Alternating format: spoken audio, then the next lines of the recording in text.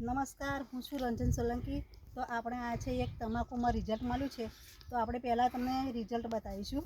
તો જોઈ લો, આ રિઝલ્ટ જોઈ લો। એની નસો પણ જુઓ, પાન પણ જુઓ કેટલા મોટા છે। આ નસો પણ જુઓ, એને પાન પણ કેટલા લાંબા છે જુઓ। આખી ખેતરમાં બતાવજો, બધે આ બાજુ પણ બતાવજો, બધા દરેક પાન એવા જ છે જુઓ। તો પહેલાં આપણે રિઝલ્ટ જોઈ લઈશું અને પછી આપણે ભાઈ સાથે વાત કરીશું। તો નમસ્કાર। નમસ્કાર, બોલો। તમારું નામ શું? ચીમનભાઈ। ચીમનભાઈ, બરાબર। તો પહેલાં તમારે આ તમાકુમાં શું પ્રોબ્લેમ હતો? આ ઈયળોથી કોણોય થઈ જતો, વિકાસ નહોતો થતો। અને આ જ્યાં પછી આ દવાઓનો પ્રોડક્ટ વાપર્યું તો પછી આપણને રિઝલ્ટ સારું મળ્યું। તો ભાઈનું કેવું છે કે પહેલાં તમાકુનો વિકાસ નહોતો થતો, બરાબર, અને બધા પાનને કાણા પડી જતા હતા, ઈયળો પડી જતી હતી। તો પછી તમે અમારો કોન્ટ્રાક્ટ કર્યો, બરાબર। તો પછી આપણે આ વાપરી તે પછી તમને પ્રોબ્લેમ થયો કંઈ?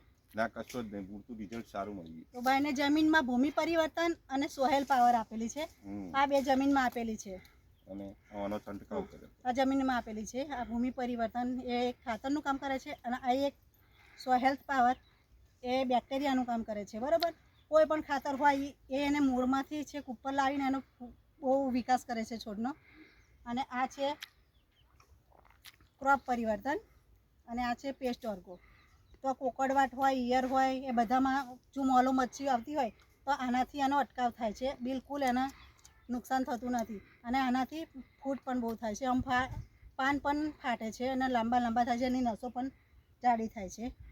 તો શું તમે આ બીજા આજુબાજુના ખેડૂત કોઈ પણ જાતની ખેતી કરતા હોય, તમાકુ કરતા હોય, કલકત્તી હોય, દેશી હોય, કોઈ પણ જાતની ખેતી કરતા હોય, તો તમારે શું કહેવાનો સંદેશ શું આપવા માંગો છો? એમને એમ જ કે આનો ઉપયોગ કરવો સારો છે, બરાબર। અને તમે ક્યારથી વાપરો છો આ?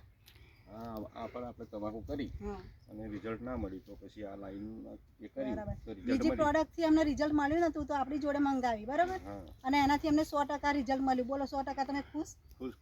છૂટું તો નહીં ને? ના, કમ્પ્લીટ। બરાબર। તો તમે આ જો તમારે પણ આવ્યું રિઝલ્ટ જોઈતું હોય અને તમે દવા મંગાવવા માંગતા હોય તો ભાઈનો નંબર તમે પણ બોલી શકો, બોલો તમારો નંબર। 9364777957।